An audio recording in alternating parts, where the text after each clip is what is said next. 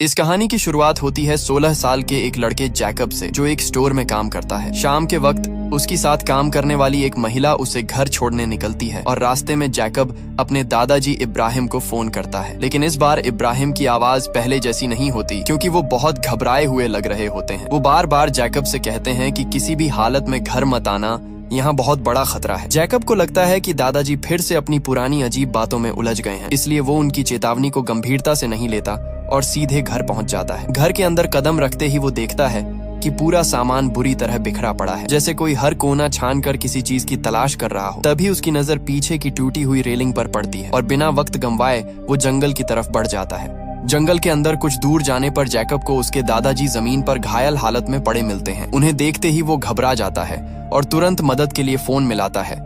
लेकिन तभी इब्राहिम आखिरी बार उसका हाथ पकड़ लेते हैं। टूटी हुई सांसों के बीच वो जैकब से कहते हैं कि उसे आयरलैंड जाना होगा और वहां एक खास पक्षी उसे सारी सच्चाई बताएगा। इसके साथ ही वो उसे 3 सितंबर 1943 के काल चक्र के अंदर जाने के लिए भी कहते हैं। जैकब उनकी बातों का मतलब बिल्कुल नहीं समझ पाता, फिर भी उनसे वादा कर लेता है कि वो उनकी आखिरी इच्छा जरूर पूरी करेगा। अगले ही पल इब्राहिम हमेशा के लिए इस दुनिया को छोड़ देते हैं। तभी जैकब पीछे मुड़कर देखता है तो उसे कुछ पलों के लिए एक डरावना साया दिखाई देता है।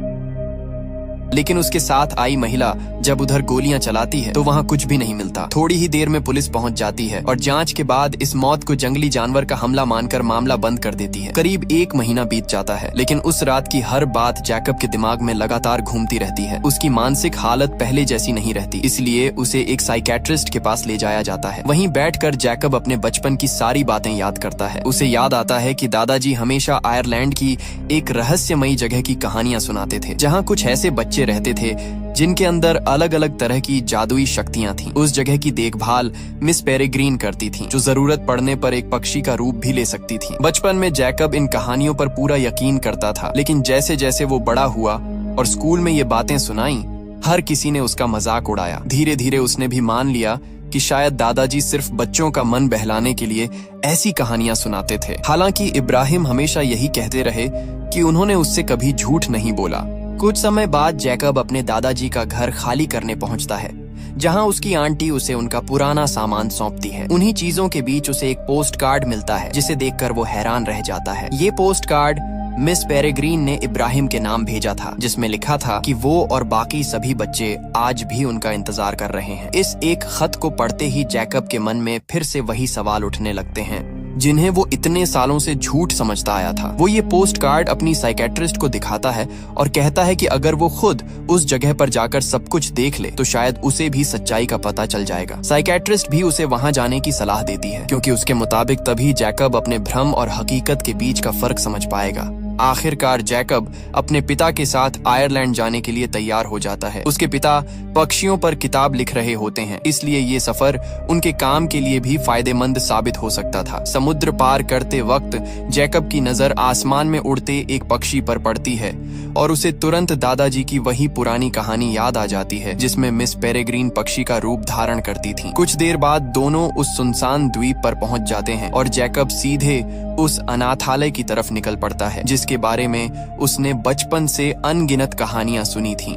लेकिन वहां पहुंचकर उसकी सारी उम्मीदें टूट जाती हैं, क्योंकि पूरी इमारत खंडहर में बदल चुकी होती है। उसे बताया जाता है कि दूसरे विश्व युद्ध के दौरान यहाँ बम गिरा था और उसके बाद से ये जगह हमेशा के लिए वीरान हो गई। जैकब भारी मन से वहां से लौट तो आता है, लेकिन उसके दिल में अब भी यही सवाल गूंज रहा होता है कि आखिर दादाजी उसे इसी जगह भेजना क्यों चाहते थे। अगली सुबह जैकब के मन से उस खंडहर का ख्याल निकल ही नहीं रहा होता, इसलिए वो अकेले दोबारा उसी अनाथालय में पहुंच जाता है। इस बार जैसे ही वो टूटी हुई इमारत के अंदर कदम रखता है, उसे बार बार ऐसा महसूस होने लगता है कि वहां कोई और भी मौजूद है। अचानक उसके सामने एक छोटी लड़की दिखाई देती है, जो उसे देखकर इब्राहिम का नाम लेती है। जैकब कुछ समझ पाता उससे पहले वो लड़की तेजी से वहां से भाग जाती है। जैकब उसके पीछे दौड़ता है, लेकिन जल्दबाजी में गिरकर बेहोश हो जाता है। जब उसकी आंख खुलती है तो वो खुद को कुछ अजीब बच्चों के बीच घिरा हुआ पाता है और इन्हीं चेहरों को देखकर उसे दादाजी की सुनाई हुई हर कहानी याद आने लगती है। जैकब हैरानी से उन बच्चों से पूछता है कि क्या वो सब मर चुके हैं, क्योंकि उसके हिसाब से तो इस अनाथालय को कई साल पहले तबाह कर दिया गया था। लेकिन बच्चे मुस्कुराकर बताते हैं कि वो बिल्कुल जिंदा हैं। तभी जैकब की नजर एक ऐसे लड़के पर पड़ती है जो कपड़े पहने होने पर ही दिखाई देता है, वरना पूरी तरह गायब हो जाता है। एक लड़की हवा से भी हल्की होती है, इसलिए उसके पैरों में हमेशा भारी लोहे के जूते बंधे रहते हैं। एक दूसरी लड़की जिसके सुनहरे बाल होते हैं, उसके हाथ जिस चीज को छू लेते हैं वो तुरंत जलने लगती है, इसीलिए वो हमेशा दस्ताने पहन कर रखती है। वहीं एक बच्ची के अंदर कई लोगों जितनी ताकत होती है। एक लड़के के पेट में मधुमक्खियां रहती हैं, किसी के सिर के पीछे दूसरा मुंह होता है, तो कोई अपने सपने दूसरों को दिखा सकता है। जैकब जितना उन्हें देखता है उतना ही उसे यकीन होने लगता है कि दादाजी ने जो कुछ बताया था वो सिर्फ कहानी नहीं थी। इसी दौरान जैकब उस लड़की से पूछता है जिसने उसे इब्राहिम कहकर बुलाया था कि उसने ऐसा क्यों कहा। वो बताती है कि जैकब बिल्कुल अपने दादाजी जैसा दिखता है, इसलिए उसे पहली नजर में वही समझ लिया गया। इसके बाद वो सब जैकब को जल्दी से अपने साथ चलने के लिए कहते हैं, क्योंकि अगर किसी और ने उन्हें देख लिया तो बड़ी मुसीबत खड़ी हो सकती है। सभी बच्चे उसे एक गुफा के अंदर ले जाते हैं, लेकिन जैकब को अब भी समझ नहीं आता कि आखिर ये सब हो क्या रहा है। डर और उलझन में वो वहां से भाग निकलता है और सीधे उस गेस्ट हाउस में पहुंच जाता है जहां वो अपने पिता के साथ रुका हुआ था। जैकब जैसे ही ऊपर अपने कमरे की तरफ बढ़ता है, वहां मौजूद लोग उसे शक की नजर से देखने लगते हैं। वहां का मैनेजर भी पहले जैसा नहीं होता और वो जैकब को पहचानने से साफ इनकार कर देता है। कुछ ही देर में कई लोग उसे पकड़ लेते हैं और उसे जासूस समझने लगते हैं। जैकब बार बार समझाने की कोशिश करता है कि वो सिर्फ एक टूरिस्ट है, लेकिन कोई उसकी बात सुनने को तैयार नहीं होता। तभी अचानक कमरे के अंदर रखे गिलास और प्लेटें अपने आप उड़कर गिरने लगते हैं। वहां मौजूद हर इंसान घबरा जाता है, क्योंकि किसी को समझ नहीं आता कि ये सब आखिर कौन कर रहा है। उसी अफरा तफरी का फायदा उठाकर सुनहरे बालों वाली लड़की वहां पहुंचती है, जैकब का हाथ पकड़ती है और उसे अपने साथ बाहर ले जाती है। जाते जाते वो दरवाजे को छूती है और अगले ही पल उसमें आग लग जाती है, जिससे पीछा करने वाले लोग वहीं रुक जाते हैं। जैकब उन बच्चों के साथ घोड़ा गाड़ी में बैठकर वहां से निकल जाता है। रास्ते में वो उनसे पूछता है कि क्या दादाजी की सारी बातें सच थीं और क्या उनके अंदर सच में जादुई शक्तियां हैं। तभी पीछे से एक आवाज आती है कि अभी तक उसने सब कुछ देखा ही कहाँ है। जैकब मुड़कर देखता है तो वहां कोई नहीं होता, लेकिन अगले ही पल एक लड़का कपड़े पहनते हुए उसके सामने दिखाई देता है, जो कुछ देर पहले तक पूरी तरह अदृश्य था। इसके बाद बच्चे उसे बताते हैं कि वो अब अपनी दुनिया में नहीं है। आज की तारीख 2016 नहीं बल्कि 3 सितंबर 1943 है। ये सुनते ही जैकब के पैरों तले जमीन खिसक जाती है, क्योंकि उसे पहली बार एहसास होता है कि वो सिर्फ किसी रहस्यमयी जगह पर नहीं बल्कि वक्त के अंदर भी सफर करके अतीत में पहुंच चुका है। जैकब अब उन बच्चों के साथ उस बड़े से घर में पहुंचता है जहां उसकी मुलाकात मिस पेरेग्रीन से होती है। वही इस जगह की देखभाल करती हैं और सभी बच्चे उन्हें अपनी संरक्षक मानते हैं। मिस पेरेग्रीन जैकब का स्वागत करती हैं, जैसे उन्हें पहले से पता हो कि एक दिन वो यहाँ जरूर आएगा। इसके बाद वो जैकब की मुलाकात एक एक करके सभी बच्चों से करवाती हैं। तभी जैकब की नजर एमा पर पड़ती है, जो हवा से भी हल्की होने की वजह से जमीन पर टिक नहीं सकती। बातचीत के दौरान जैकब को पता चलता है कि एमा कभी उसके दादाजी इब्राहिम से बहुत प्यार करती थी, लेकिन जब इब्राहिम इस जगह को छोड़कर चले गए तो धीरे धीरे उनके खत भी आने बंद हो गए। इसके बावजूद एमा जैकब से कोई शिकायत नहीं करती और उसके साथ बिल्कुल अपनापन दिखाती है। शाम होते ही सभी बच्चे एक साथ डिनर के लिए बैठते हैं। जैकब पहली बार उनके बीच बैठकर उनकी जिंदगी को करीब से देखता है। तभी उसकी मुलाकात इनॉक नाम के लड़के से होती है, जिसके अंदर मरे हुए जीवों को दोबारा जिंदा करने की शक्ति होती है।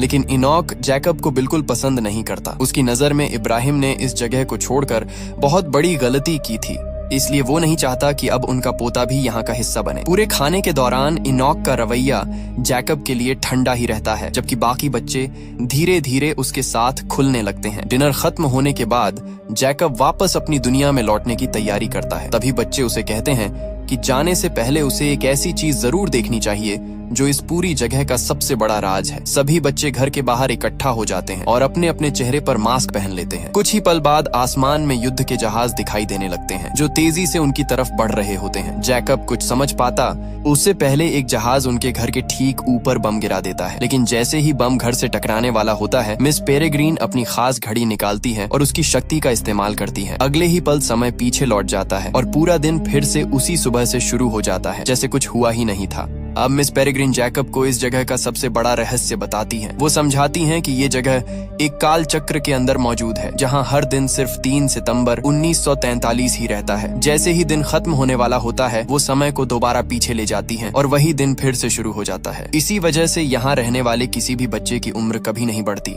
दूसरी तरफ असली दुनिया का समय लगातार आगे बढ़ता रहता है, इसलिए बाहर की दुनिया में कई दशक गुजर चुके हैं, लेकिन इस काल चक्र के अंदर रहने वाले सभी बच्चे अब भी उसी उम्र में हैं। जैकब को अब समझ आने लगता है कि दादाजी ने आखिर क्यों कहा था कि उसे इसी तारीख और इसी जगह पर आना होगा। कुछ देर बाद जैकब उसी गुफा के रास्ते वापस अपनी दुनिया यानी 2016 में लौट आता है। अपने कमरे में पहुंचकर वो खत निकालता है जिसे वो मिस पेरेग्रीन के घर से चुपके से ले आया था। ये खत उसके दादाजी ने मिस पेरेग्रीन के नाम लिखा था। खत पढ़ते ही जैकब के चेहरे का रंग बदल जाता है, क्योंकि उसमें लिखा होता है कि मिस्टर बैरन के लोग इंग्लैंड के एक दूसरे कालचक्र के आसपास दिखाई दिए हैं। इब्राहिम ने खत में साफ चेतावनी दी थी कि दुश्मन बहुत जल्द बाकी कालचक्रों तक भी पहुंच सकता है, इसलिए बच्चों को बचाने के लिए नया और सुरक्षित कालचक्र बनाना जरूरी है। यही खत जैकब को पहली बार यह एहसास कराता है कि उसके दादाजी जिस खतरे की बात करते थे वो अब पहले से कहीं ज्यादा करीब आ चुका है। अगले दिन जैकब वही खत लेकर दोबारा कालचक्र के अंदर पहुंच जाता है और सीधे मिस पेरेग्रीन से मिलने जाता है। वो उन्हें बताता है कि उसके दादाजी की मौत किसी जंगली जानवर की वजह से नहीं हुई, बल्कि किसी ने उनका पीछा किया था। जैकब ये भी कहता है कि अगर इब्राहिम का उन खतरनाक लोगों से कोई रिश्ता था तो उसे पूरी सच्चाई जाननी होगी।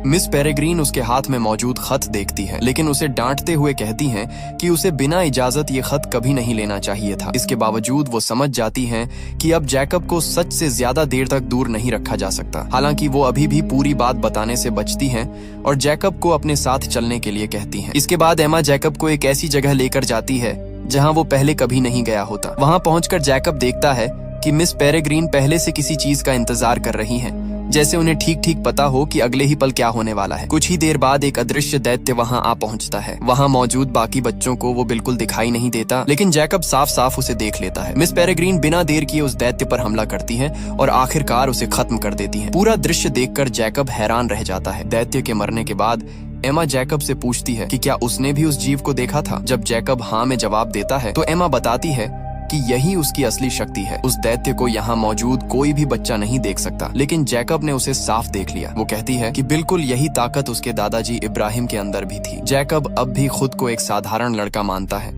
लेकिन एमा उसे समझाती है कि अगर वो आम इंसान होता तो कभी इस कालचक्र के अंदर प्रवेश ही नहीं कर पाता। तभी मिस पेरेग्रीन भी वहां आ जाती हैं और बताती हैं कि उन्हें जैकब के जन्म से ही उसकी शक्ति के बारे में पता था। इब्राहिम चाहते थे कि उनका पोता पहले सामान्य जिंदगी जिए, इसलिए उन्होंने उसके 18वें जन्मदिन से पहले ये राज कभी नहीं बताया। इसके बाद मिस पेरेग्रीन जैकब को एक पुरानी किताब दिखाती हैं जिसमें उनके पूरे इतिहास का जिक्र होता है। वो बताती हैं कि बहुत समय पहले कुछ पेक्यूलियर लोग कालचक्र में रहते रहते थक गए थे। उनका मानना था कि अगर एम्ब्रिन की शक्तियों का सही इस्तेमाल किया जाए तो वो कालचक्र के बाहर भी हमेशा जवान रह सकते हैं। इन्हीं लोगों का नेता मिस्टर बैरन था। उसने एक एम्ब्रिन को पकड़कर उसके ऊपर खतरनाक प्रयोग किया, लेकिन उसका प्रयोग सफल होने के बजाय उल्टा पड़ गया। अमर बनने की जगह वो और उसके साथी भयानक अदृश्य दैत्यों में बदल गए। कई सालों की कोशिश के बाद बैरन को फिर इंसानी रूप पाने का तरीका मिल गया। उसे पता चला कि अगर वो शक्तिशाली बच्चों की आंखें निकालकर उनका इस्तेमाल करे तो वो खुद और अपने साथियों को दोबारा इंसान बना सकता है। तभी से वो अलग अलग काल चक्रों पर हमला करके बच्चों का शिकार कर रहा था।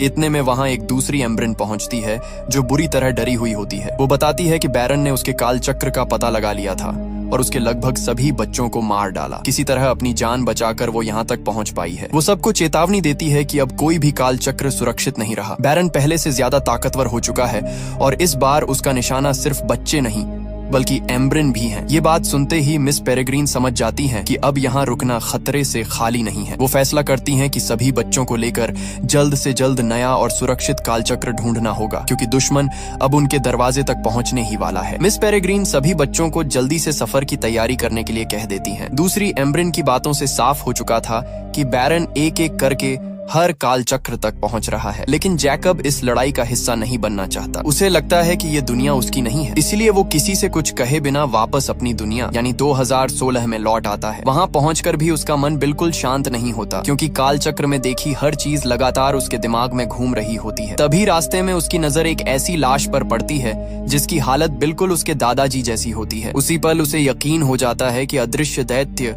अब उसकी दुनिया तक भी पहुंच चुके हैं। जैकब बिना एक पल गंवाए दोबारा गुफा की तरफ भागता है ताकि मिस पेरेग्रीन को इस नए खतरे के बारे में बता सके, लेकिन उसे बिल्कुल भी अंदाजा नहीं होता कि कोई लगातार उसका पीछा कर रहा है। जैसे ही वो गुफा के अंदर दाखिल होता है उसके पीछे पीछे एक आदमी भी वहां पहुंच जाता है। पहले तो वो खुद को एक साधारण इंसान की तरह पेश करता है और जैकब से सवाल पूछने लगता है, लेकिन अगले ही पल उसका चेहरा बदलने लगता है। जैकब हैरान रह जाता है क्योंकि उसके सामने खड़ा इंसान कोई और नहीं बल्कि वही साइकेट्रिस्ट होता है जिससे वो पिछले कई दिनों से मिलता आ रहा था। अब उसका असली रूप सामने आ चुका था और वही खतरनाक बैरन था जिसकी कहानियां मिस पेरेग्रीन ने अभी अभी उसे सुनाई थीं। बैरन जैकब को बंदी बनाकर सीधे मिस पेरेग्रीन के घर पहुंच जाता है। वहां पहुंचते ही वो साफ कह देता है कि अगर मिस पेरेग्रीन ने खुद को उसके हवाले नहीं किया तो जैकब जिंदा नहीं बचेगा। मिस पेरेग्रीन अच्छी तरह जानती थीं कि जैकब की शक्ति उनके लिए कितनी अहम है, क्योंकि अदृश्य दैत्यों को देखने वाला अब वही अकेला इंसान बचा था। बच्चों की जान बचाने के लिए वो अपनी मर्जी से पक्षी का रूप धारण करती हैं और बैरन खुद उन्हें एक पिंजरे में कैद कर लेता है। जाने से पहले मिस पेरेग्रीन जैकब की तरफ देखती हैं और उसे सिर्फ एक जिम्मेदारी सौंपती हैं। वो कहती हैं कि अब बाकी सभी बच्चों की सुरक्षा उसी के हाथ में है। इसके बाद बैरन उन्हें अपने साथ लेकर वहां से निकल जाता है। दूसरी एम्ब्रिन बच्चों को लेकर वहां से सुरक्षित निकलने की कोशिश करती है, लेकिन तभी एक अदृश्य दैत्य उन पर हमला कर देता है और उन्हें भी पकड़ लिया जाता है। हालांकि इस अफरा तफरी के बीच जैकब और बाकी सभी बच्चे किसी तरह घर से बाहर निकलने में कामयाब हो जाते हैं। तभी आसमान में फिर से युद्ध के जहाज दिखाई देने लगते हैं। इस बार कोई भी समय को पीछे नहीं घुमा सकता क्योंकि मिस पेरेग्रीन अब वहां मौजूद नहीं थी।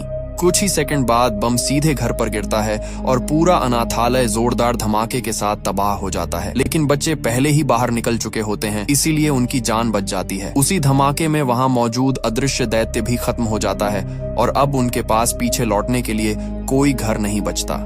घर के पूरी तरह बर्बाद होने के बाद जैकब सभी बच्चों को इकट्ठा करता है। अब सबका सिर्फ एक ही मकसद होता है, किसी भी कीमत पर मिस पेरेग्रीन को बैरन के कब्जे से छुड़ाना। बच्चों को अंदाजा होता है कि बैरन उन्हें कहां लेकर गया होगा, इसलिए वो समुद्र के किनारे पहुंच जाते हैं। वहां एमा अपनी शक्ति का इस्तेमाल करके समुद्र की गहराई में डूबे एक पुराने जहाज को ऊपर ले आती है। जहाज के अंदर कई पुराने कंकाल भी पड़े होते हैं, लेकिन इस वक्त किसी का ध्यान उन पर नहीं होता। सभी बच्चे उसी जहाज पर सवार होकर बैरन के ठिकाने की तरफ निकल पड़ते हैं। समुद्र का सफर तय करने के बाद जैकब और बाकी सभी बच्चे उस जगह के करीब पहुंच जाते हैं जहां बैरन ने अपना ठिकाना बनाया होता है। रास्ते में एमा अपनी शक्ति से पूरे जहाज को संतुलित रखती है, जबकि बाकी बच्चे चुपचाप आगे की तैयारी करते रहते हैं। अब किसी के चेहरे पर डर नहीं, बल्कि मिस पेरेग्रीन को वापस लाने का इरादा साफ दिखाई देता है। कुछ देर बाद उन्हें दूर वही इमारत नजर आने लगती है जहां बैरन अपने अगले प्रयोग की तैयारी कर रहा होता है। सभी बच्चे बिना शोर किए किनारे उतरते हैं और अलग अलग रास्तों से अंदर घुसने का फैसला करते हैं ताकि दुश्मन को उनके आने की भनक न लगे। सबसे पहले एमा अंदर पहुंचती है और सीधे बैरन के सामने खड़ी हो जाती है। वो उसे साफ चेतावनी देती है कि अगर उसने मिस पेरेग्रीन और बाकी एम्ब्रेंस को तुरंत आजाद नहीं किया तो उसका अंजाम अच्छा नहीं होगा। साथ ही वो ये भी बता देती है कि उनका एक अदृश्य दैत्य पहले ही मारा जा चुका है। एमा की बात सुनकर बैरन गुस्से से भर जाता है। उसे यकीन ही नहीं होता कि कुछ बच्चे उसके सबसे ताकतवर हथियार को खत्म कर सकते हैं। अगले ही पल वो अपने बाकी साथियों और अदृश्य दैत्यों को उन बच्चों के पीछे भेज देता है ताकि कोई भी वहां से जिंदा वापस न जा सके। इधर जैकब अपनी शक्ति की मदद से हर उस अदृश्य दैत्य की जगह पहचान लेता है जिन्हें बाकी बच्चे नहीं देख सकते। वो लगातार अपने साथियों को उनकी दिशा बताता रहता है जिससे सबको हमला करने का मौका मिल जाता है। तभी इनॉक अपनी सबसे खास शक्ति का इस्तेमाल करता है। वो डूबे हुए जहाज के अंदर पड़े सभी कंकालों को दोबारा जिंदा कर देता है।